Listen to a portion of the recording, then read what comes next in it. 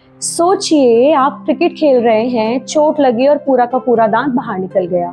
सड़क पर बाइक चला रहे हैं, छोटा सा एक्सीडेंट हुआ पर दांत पूरा का पूरा निकल के हाथ में आ गया।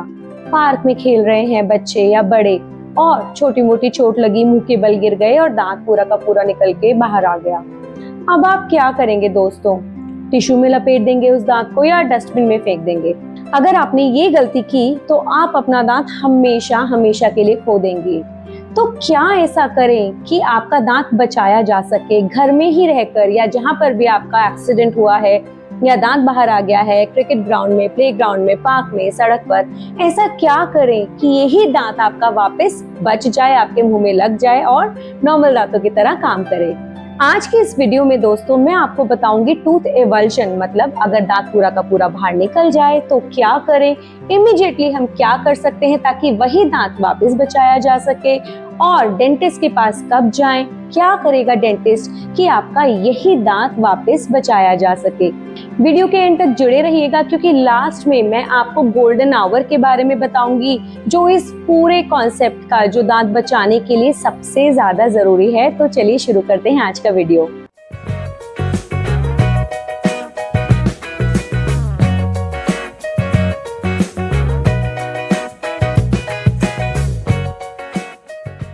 दोस्तों अगर दांत निकल जाए तो इमीडिएटली क्या करें? दोस्तों दांत को उठाएं पर जड़ से ना उठाएं, क्राउन से उठाएं। क्राउन क्या होता है दोस्तों? दांत के दो पोर्शन होते हैं, क्राउन और रूट, जो आपके अंदर होती है। तो हमें यहाँ से नहीं उठाना है, क्राउन से उठाना है।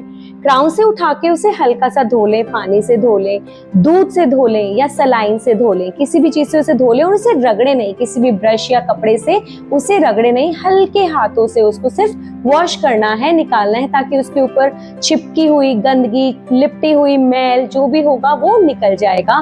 दोस्तों अब आपने उसको धो लिया है तो अब अगला स्टेप आता है कि उसे सूखने ना दें, मॉइस्ट रखें। अब मॉइस्ट कैसे रखें? सबसे अच्छा तरीका तो ये है कि जहां से भी आपका वो दांत निकला है उसी सॉकेट में वॉश किया हुआ दांत आप वापस डाल दें और हल्का सा उसके ऊपर प्रेशर लगाएं। और क्या कर सकते हैं, उसे दूध में डालकर भी रख सकते हैं या पेशेंट के, जिस भी इंसान का, जिस भी बच्चे का, बड़े का दांत निकला है उसी के सलाइवा में रखें, थूक में रखें। अब थूक में कैसे रखें? वेस्टिब्यूल एक जगह होती है मुंह के अंदर, ये यहाँ गाल के और दांतों के बीच में जो जगह होती है उसे बोलते हैं वेस्टिब्यूल। उसके अंदर अपने दांत को रखकर आप उसे मॉइस्ट रख सकते हैं। टिश्यू पर, किसी कपड़े पर, किसी कागज में बिल्कुल ना रखें, उसे सूखी किसी भी चीज में ना रखें, ना लपेटें, और ये करना हानिकारक हो सकता है, दांत को हमेशा हमेशा के लिए मार सकता है क्योंकि दांत की रूट के चारों तरफ जो लिगामेंट होता है, पेरियोडोंटल लिगामेंट, उसमें कुछ फाइबर्स होती हैं, तो जितनी ज्यादा चांसेस हैं उसके जिंदा रहने के वो मॉइस्ट एनवायरनमेंट में है, गीले एनवायरनमेंट में है। अगर आप उसे सुखा देंगे दांत को और फिर आप डेंटिस्ट के पास पहुंचेंगे तो हो सकता है आपका दांत अगर वो लगा भी दे तो सक्सेसफुल ही ना हो।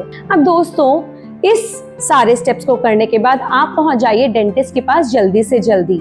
गोल्डन आवर की बात मैं एंड में करूंगी, पर अब आप डेंटिस्ट के पास पहुंच गए हैं तो अब डेंटिस्ट क्या करेगा?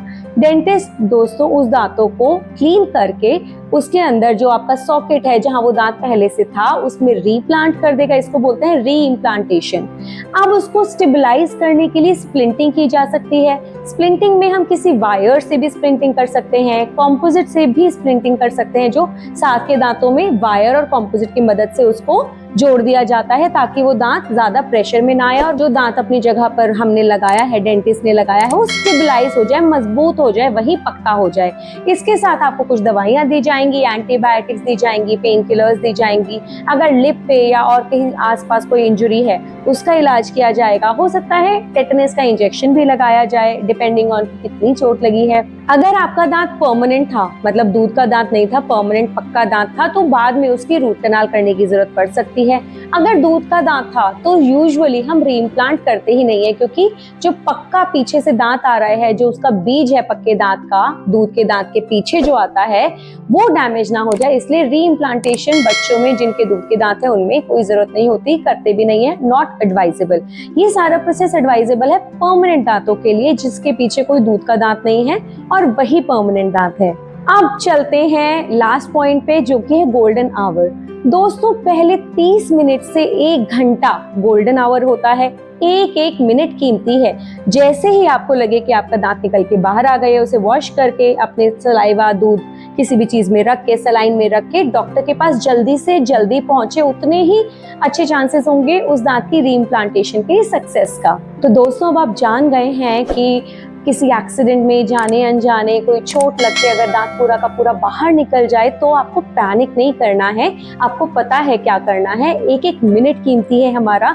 तो उस दांत को वॉश करके सही जगह पे स्टोर करके डेंटिस्ट के पास तुरंत पहुंचे, आपका दांत यही वाला सेव किया जा सकता है। दोस्तों, अगर जानकारी आपको यूजफुल लगी हो तो लाइक कीजिएगा, शेयर कीजिएगा फ्रेंड्स एंड फैमिली के साथ और बाकी सभी लोगों को, ताकि सबको पता लगे कि अगर दांत किसी एक्सीडेंट में निकल जाए तो पैनिक नहीं करना है, क्या सही है जो वो कर सकते हैं, कैसे इस दांत को बचाया जा सकता है। ऐसी और इन्फॉर्मेटिव और डेंटिस्ट्री से जुड़ी यूजफुल इन्फॉर्मेशन के लिए चैनल को सब्सक्राइब करना बिल्कुल मत भूलिएगा। मिलते हैं अगली वीडियो में, तब तक के लिए बाय बाय, साइनिंग ऑफ, जय Hind, this is doctor Shilpi.